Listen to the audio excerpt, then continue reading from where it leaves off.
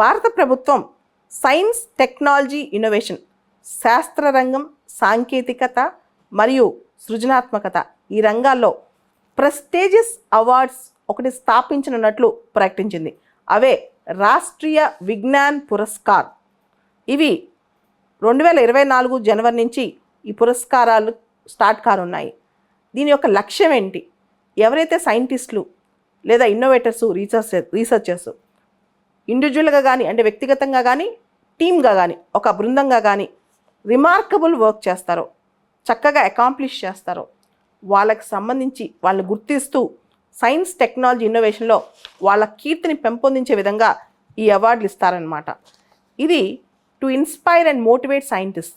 కొత్త సైంటిస్టులని ఇన్స్పైర్ చేయటం, బాగా కష్టపడే వాళ్ళని మోటివేట్ చేయటం, టెక్నాలజీలో వాళ్ళ టైం అంతా ఇన్వెస్ట్ చేసేవాళ్ళు ఎవరైతే కొత్తగా కనిపెడతారో వాళ్ళని, ఇన్నోవేటర్స్ని ఇండియాలో ప్రమోట్ చేయటం, ముందుగా వాళ్ళలో ఎక్సలెన్స్ పెంచడం అనమాట. సో ఆ దిశగా మనకి సైన్స్, టెక్నాలజీ, ఇన్నోవేషన్స్లో కొత్త పుంతలు, కొత్త ప్రోగ్రెస్ వస్తుంది. వీళ్ళని మోటివేట్ చేయడం ద్వారా ఇలాంటి అవార్డులు ఇచ్చి అవే రాష్ట్రీయ విజ్ఞాన్ పురస్కార్స్ అనమాట. యాక్చువల్గా ఇంతకుముందు భారతదేశంలో శాంతి స్వరూప్ భట్నాగర్ అవార్డ్స్ ఉండేవి. ఈ సంవత్సరం కూడా ఇవి ప్రకటించగానే నెక్స్ట్ ఇయర్ నుంచి రాష్ట్రీయ విజ్ఞాన్ పురస్కార్.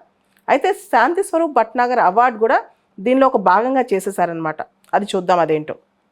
సో రాష్ట్రీయ విజ్ఞాన్ పురస్కార్ అనేది భారతదేశంలో సైన్స్, టెక్నాలజీ, ఇన్నోవేషన్ సంబంధించి హయ్యెస్ట్ అవార్డ్స్ అని చెప్పుకోవచ్చు అనమాట. ఇవి ప్రభుత్వంలో వర్క్ చేసే వాళ్ళకి, ప్రైవేట్ సెక్టర్లో ఉండే వాళ్ళకి, ఇండిపెండెంట్ స్వతంత్రంగా సైన్స్ అండ్ టెక్నాలజీ, ఇన్నోవేషన్ రంగంలో కంట్రిబ్యూట్ చేసే వాళ్ళకి అందరికీ ఇస్తారు. దీనిలో 4 కేటగిరీస్ ఉన్నాయి, 4 డిస్టింక్ట్ కేటగిరీస్ ఉన్నాయి.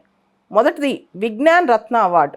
Vignan Ratna award lifetime contribution, lifetime achievement అనమాట. ఎవరైతే సైన్స్, టెక్నాలజీ, ఇన్నోవేషన్లో జీవితకాలం కృషి చేస్తారో వాళ్ళకి లైఫ్ టైం అచీవ్మెంట్ అనమాట. రెండో award Vigyan Shri award. Vigyan Shri award అనేది exceptional efforts of individuals. Exceptional అంటే వాళ్ళు చాలా అద్భుతంగా ఎఫర్ట్స్ పెట్టారు సైన్స్, టెక్నాలజీ దానిలో, అండ్ వాళ్ళ యొక్క మార్క్ని దాని మీద వేశారనమాట. అంత అద్భుతమైన రీసెర్చ్ చేశారనమాట. మూడోది విజ్ఞాన్ యువ శాంతి స్వరూప్ భట్నాగర్ అవార్డు. ఇక్కడే ప్రీవియస్గా ఉన్న శాంతి స్వరూప్ భట్నాగర్ అవార్డుని ఇక్కడ కలిపేశారు.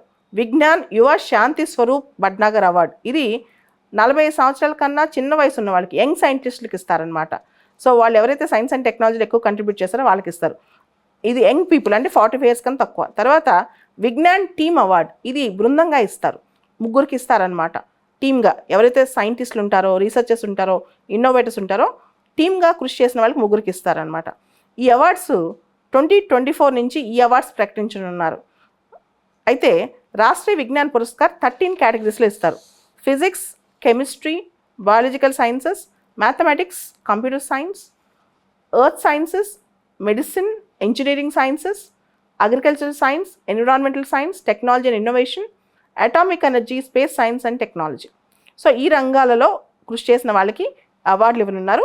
ఈ అవార్డులు 4 కేటగిరీలో రానున్నాయి. ఇది యంగ్ సైంటిస్ట్కి, ఈ రాష్ట్రీయ విజ్ఞాన్ పురస్కార్స్ సైంటిస్టులకి, రీసెర్చర్స్కి, ఇన్నోవేటర్స్కి ఒక కొత్త మోటివేషన్ అని చెప్పుకోవచ్చు.